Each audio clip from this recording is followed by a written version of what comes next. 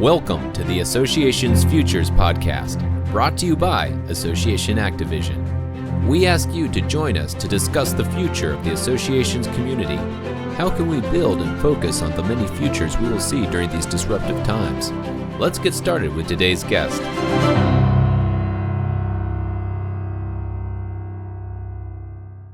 Well, good afternoon, friends. I'm Michael Butera, your host at the Association's Futures Podcast. Today's guest is Jen Dalton. Jen helps her clients understand that personal branding is not personal bragging. She is the founder of BrandMirror, where she works to assist her clients as a reputation strategist for executives and entrepreneurs. BrandMirror creates a structured approach to understanding your current reputation and identify your best self and how to present it. Jan presents workshops, is a keynote speaker, serves as a panelist, appears on podcasts, and is an author. After completing her executive MBA program at Georgetown's McDonough School of Business, Jean made a gutsy move into the entrepreneurial space, launching her own branding business. She is an organizer at 1 Million Cups, Fairfax, as well as an active member of the Businesswomen's Giving Circle at the Community Foundation of Northern Virginia. Giving back is a large part of her ethos, which is why she speaks at 40 Plus and Career Confidence. She's the author of The Intentional Entrepreneur, How to Be a Noise Breaker, Not a Noise Maker, Personal Branding for Entrepreneurs and Business Owners. I've had the pleasure of reading the book. Maybe we'll talk a little bit about it. Jen, welcome to the Association Futures Podcast. Thank you so much, Michael. I'm so excited to be here. Well, it's a pleasure to have you with us. I actually know Jen best from 1 Million Cups, and I'm looking forward to speaking with her today and seeing how her work can help those who are in the association space. Can you share with us a little bit of your journey from your parents' business, as I understand it, to launching your own business? Well, I don't know exactly when but you'll be able to tell us. But I love this idea of how you inspire and make the leap into entrepreneurism. So tell us a little bit about the journey. Absolutely. Well, I grew up in a retail business with my parents. So they owned a women's shoe store in Augusta, Georgia. I joke that it was lots of free child labor, although they did, I think, when I turned 14, start paying me. So it wasn't child labor forever.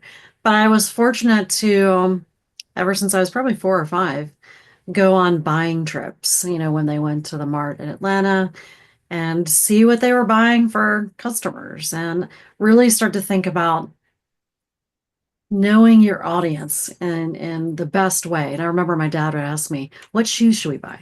And I would pick out these fancy, sparkly shoes or something. And he'd be like, that probably won't work in our market. You need to know that about, a business if you're ever going to run a business.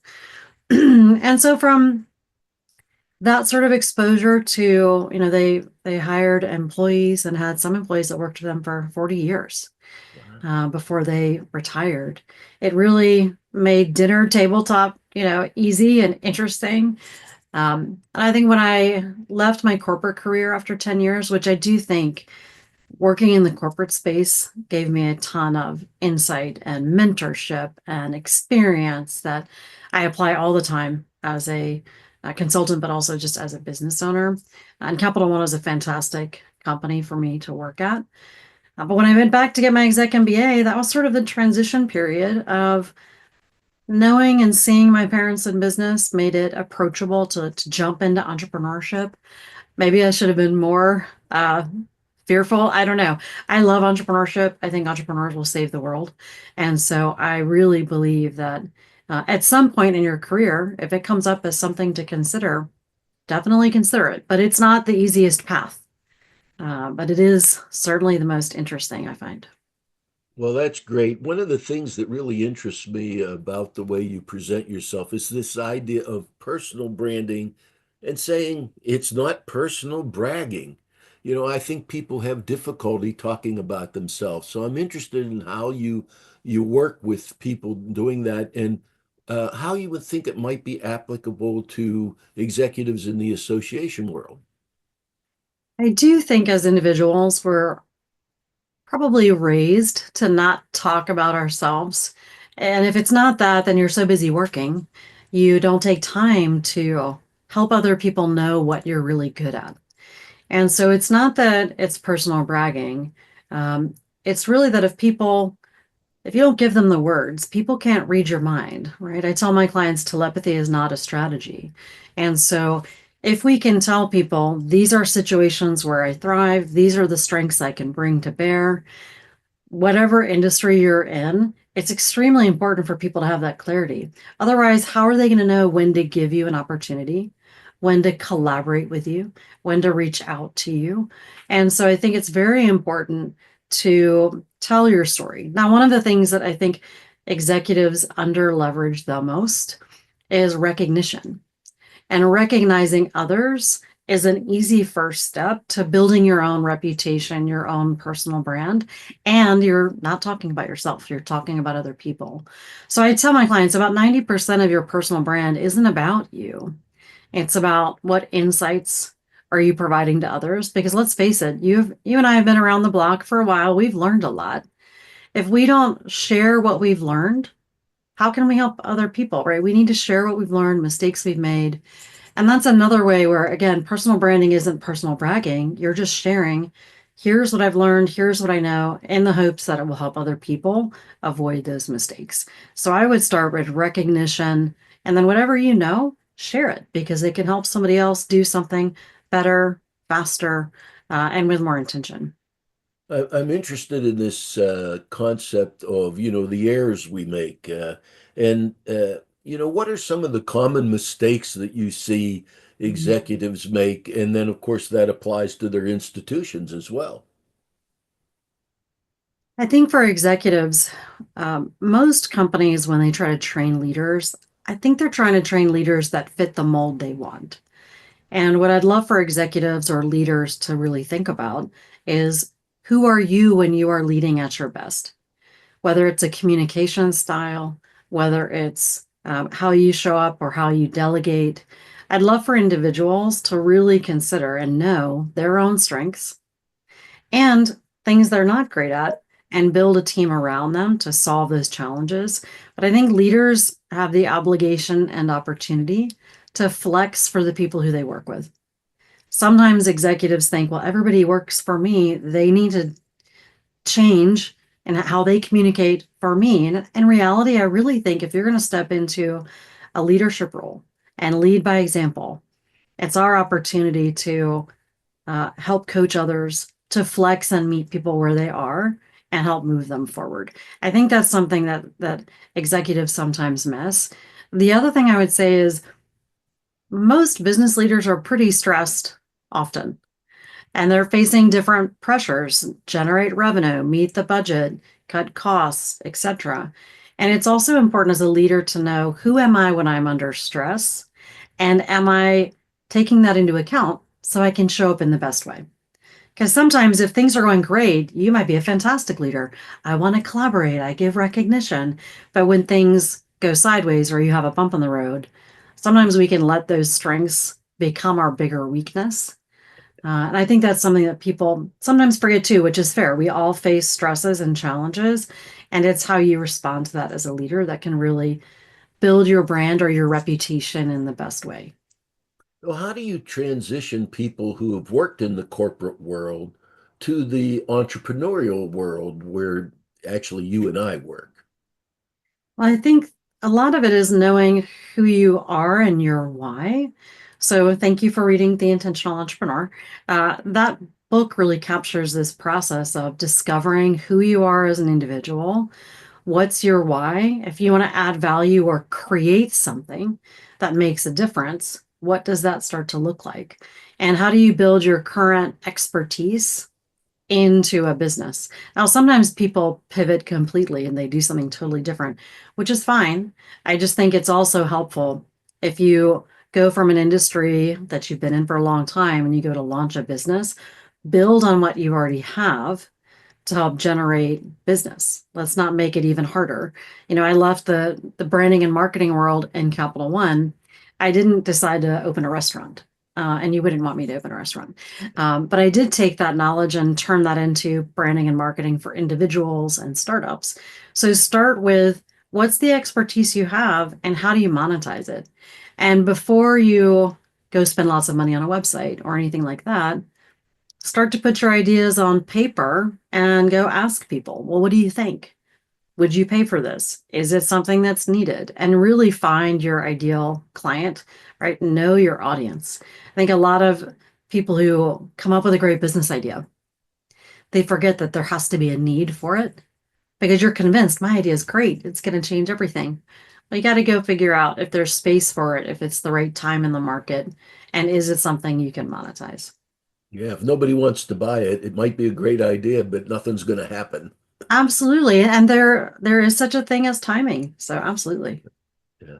So let me ask it this way now. So when you're working with an executive and you're dealing with their personal branding, how do you work with them in terms of the way in which they intend that personal branding to demonstrate their organization's success, not Mm. just their Mhm. personal success? Absolutely. I think when you're in an executive role, whether you're an executive director or in the next level down, always thinking about how are you telling your story as part of the organization's story. If you are a great leader and you have a great team, then recognizing your team at events, recognizing them in content on LinkedIn, you're showcasing not only do you have a great team at a great organization with great culture, but that you as an executive operate there and that you are part of that story too. And I think for a lot of executive directors or people in C-suite roles, sometimes they forget a succession planning strategy and knowing who's the next person or the next five people. What are their personal brands? How is that going to feel when they step into, replace you as a leader? Is it going to be disruptive? How different will it be? And if you're trying to exit a business, you're also thinking about that, right? Who might acquire a company? So whether you're at an association, whether you have a small business that you want to have acquired, or whether you're at a bigger business, really understanding your dynamic as the face of the business, but who else is the face of the business? Because we're all replaceable.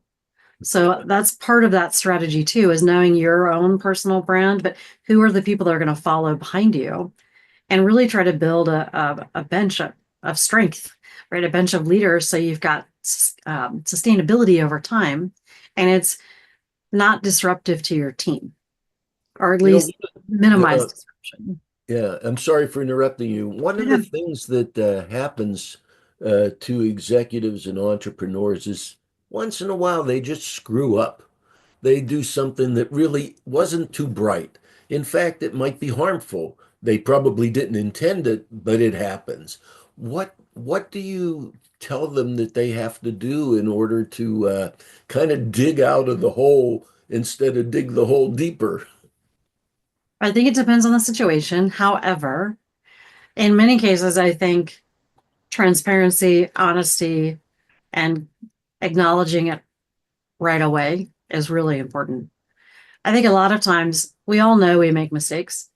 And so a leader who says, gosh, I made this change management move without thinking about the implications, or we did this too quickly, or I forgot to recognize someone who was really amazing. I'm really sorry. It can be in small or big ways. Maybe they were out in a TV interview and they messed up. I think the sooner you can clarify what went wrong, what you meant, what you're hoping to do next to fix it, the better. People follow leaders, not logos, right? And so it really does end up being the relationship that a leader has with those around them. Do I know them? Do I like them? Do I trust them? And if you're willing to stand up and say, gosh, guys, I really messed up. I need your help to help figure out how we move forward. That goes a long way, much better than playing the blame game or just ignoring it like it never happened. Yeah, And so I'm always a big fan of like that fast recovery. it's very interesting because I think the normal human instinct is to be defensive. You know, I didn't do that, or it didn't come out the way I meant it. You should have heard me say X, Y, or Z. And it's just hard for people to admit that they did something wrong, and you're suggesting, hey, get over it. You let them know you did it and move on. Totally. Yeah, I mean, life is short. The sooner you just apologize, the sooner you can move forward. Otherwise, you're going to feel guilty. You're going to be thinking about it. You're going to be wondering in the next meeting, is someone going to say something? So it ends up being healthier for everybody if you just rip the band-aid off and acknowledge it. Now, there obviously are strategies around if Sure. it's crisis management or things like that, how you go about it. But in general, most mistakes, own up to it and move forward. Yeah. I know you well from your work with 1 Million Cups. And I'm kind of interested. Now, I should say 1 Million Cups Fairfax because it's a multiple national enterprise. And I'm interested in, that role and why it's so important to you. And maybe also, your roles with the Businesswoman's Giving Circle in Northern Virginia. Uh, why did you decide that you have to give back? And what's, you talked about giving, but what do you get out of it? Well, I think for me, it's very inspiring to see who are these new businesses, what problems are they solving, can I make their life easier? And so for me, 1 Million Cups Fairfax, every Wednesday morning, it's a break from work, work, work, work, work. And it's an opportunity just to listen, be present, celebrate other entrepreneurs, and really help them. And again, we all have challenges. I know as an entrepreneur, when I was first starting, masterminds like roundtable groups were critical for me to bounce ideas around because as an entrepreneur, it can be lonely. And so I think 1 Million Cups is just a really great community. I love that you're there often, and that means a lot. And your insights are really helpful, and it feels good to help others, right? There's a dopamine effect for sure. I think for Businesswomen's Giving Circle, so I believe in entrepreneurship, and I also believe in equity and equality. What I like about the Businesswomen's Giving Circle is that every year you invest a little bit of money, and in that same year, you get to review nonprofits who work to close the equity and income gap for girls and young women and the STEM fields. And it's not just STEM, it can be a leadership program, an entrepreneurship program. But the sooner we help girls and young women, their odds of success are much greater. And it's less expensive to help people earlier than it is later to try to course correct. And so these nonprofits are so inspiring and they work in multiple fields, whether it's the environment or technology or coding. And so it's lovely to see nonprofits, which are still businesses, right? They still have to have a budget and make an impact. And so the Giving Circle, I love that it's also an amazing group of women and from all different walks of life. And yet we all come together around this mission driven focus. There is a third group that I work with a lot now, the Entrepreneurship Advisory Board at Georgetown. And Really? so I do give back a lot to the entrepreneurship initiatives at Georgetown. So anything entrepreneurship, anything supporting women and inclusion and equity, I'm in. I think that each of us gets to choose what matters to us and where we give back. And even if it's an hour a year or 10 hours a month, I think it's important to give back in the community that you do business in. And I do think it gives you a dopamine hit and all that's great. But I think it's important to, like, that's the legacy I want to leave.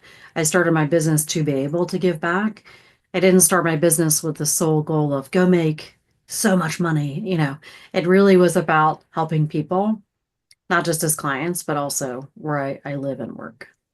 Well, I think that, the equity and inclusion thing has never been more important in our society.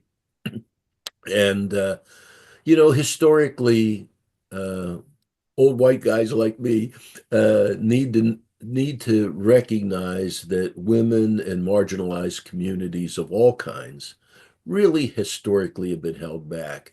And so it's so great to hear you, giving back of yourself, so you can help so many people. And you're not going to be able to help everybody, but someone along the line will get there. Now, I had mentioned earlier the one book that I have had the pleasure of reading, but I know you have a second book out. I have not read it. I think it's Listening: How to Embrace different uh, conversations life throws at you. I get Yep, it? it's called Listen, How to Handle Difficult Conversations Life Throws at You. Yes. Okay. Well, tell me about it. Well, it's funny. Most things that I either coach clients with or write about or talk about are also things I've just learned myself through mistakes and education, etc. And so Listen came out of this idea that as individuals, if we can't have difficult conversations, we're not really being our authentic self. So if I'm with someone, whether it's a colleague, a friend, family member, but I keep things to myself because I feel like if I say something, it's going to disrupt the relationship or it'll be hard, then I don't get to have that full relationship.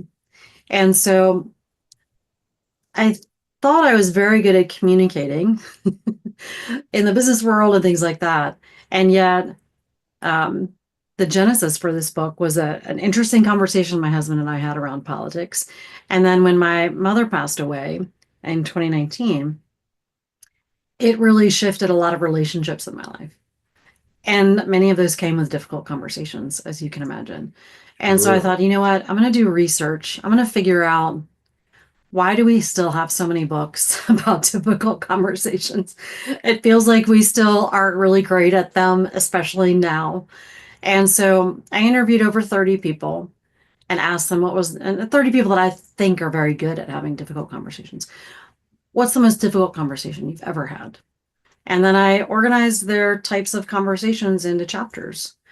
And so, one thing that I tried to make unique about this book compared to other conversations, crucial conversations, fierce conversations, all of these books, is every chapter is a different topic. So, one is about how do you talk to your parents if you're going to have to become a caregiver. One is about how do you negotiate in the business space. One is about how do you talk about politics. Because those were all things that the people wrestle with on a regular basis. And the older you get, if you're lucky enough to get older, the more difficult conversations you have. And so I think for me, it was let's pull these together with real examples. So if you are getting ready to go into something that's challenging, maybe check the book out, see how that conversation went. Are there some pitfalls maybe you didn't think about? And then the last chapter of the book, I'm very into structure and process. I share my process based on all this research for how I now approach difficult conversations.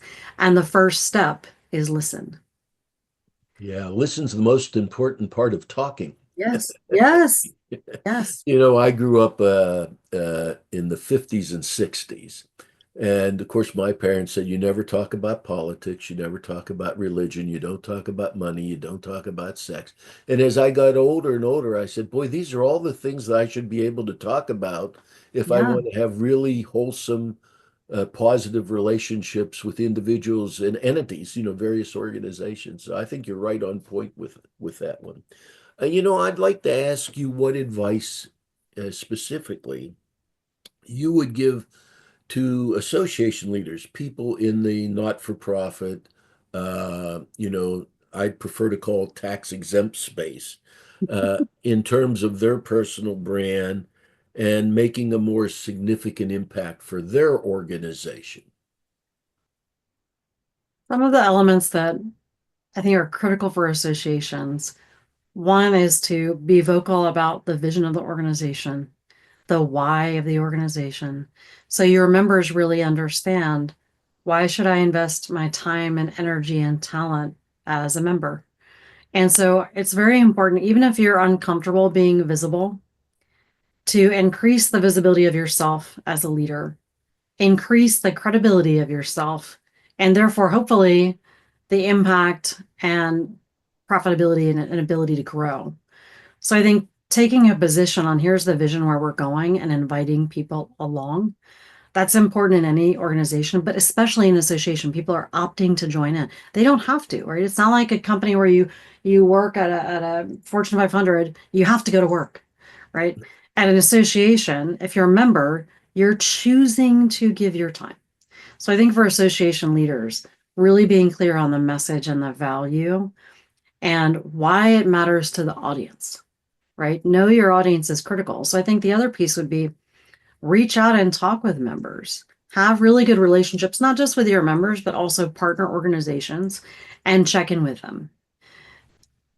Every year, I feel like it's a tumultuous year. Stuff's happening, whether it's in the market or in the government or whatever.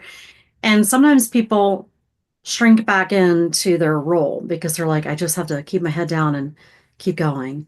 And in a lot of ways, it's actually the perfect time to reach out and just say, hey, Michael, how are you doing? I was thinking about you, just wanted to check in on you. Because at the end of the day, relationships matter the most. And if You know, if you need help later or if somebody else needs help, you want to have that trust built because that will go a lot further when it comes to success. So relationships matter. Reach out and just connect with people on a regular basis. I'm sorry for the short interruption there. I didn't mean to do that. You know, it's interesting the way you've talked about this. One of the things I've employed over the years is after I meet somebody new, I very often write them a very short note, you know, an old-fashioned note. I may send them an email as well, but I write that personal note, 2 or 3 sentences. It doesn't even take 5 minutes, to do it. More people have said something nice to me about that written note than almost anything else that I hear from them. So I think your point's very well taken. On a personal basis here, just what's been the most rewarding aspect of your journey in helping others with their personal brand? I think people undervalue what they bring to the world. And I think that working with individuals to help them be clear on why they matter, what they know, why that matters, and helping them really appreciate who they are in a genuine, authentic way is extremely gratifying. And seeing somebody be confident in, wow, I can do this, or I can share this knowledge and make a difference, and just feel good about themselves as a person. I don't think there's enough kindness in the world or enough support where people go, hey, you got this. Because honestly, most of the time, we're thinking about ourselves. We're like, I got to make it through this life. It's hard enough to do that. So I really enjoy getting to know people, being curious, getting to know their story, and then helping them make their own impact and leave their own legacy. I think that's great advice to anybody. Jen, before we wrap up here, would you like to tell the audience how they can get in touch with you if they're interested in your work or any of the other areas that you've mentioned so far? What's the best way to reach you? I think connect with me on LinkedIn is a fantastic way. If you do want to email me, Jen Dalton at brandmirror.com. You can check out my website, brandmirror.com. I do complimentary consults, again, just because I want to get people started. And if they decide to work with me, great. And if they don't, that's okay. We had a great conversation. But those are probably the best ways to reach out. Well, speaking of great conversations, this certainly has been one. And I want to thank you for taking time from your schedule to share your insights with our community. Well, thank you Associ- for your great questions. I uh, appreciate it. oh, it's my pleasure, I assure you. Association Futures is a forward-thinking podcast that delves into the future of associations and their executives. Our mission is to help associations and their executives navigate the ever-changing landscape by anticipating trends, avoiding short-sighted decisions, and ensuring long-term success. Tune in again in 2 weeks to gain insights, foresights, and actionable strategies for your association's journey. Thanks for joining us today, and thanks again, Jen, for being with us.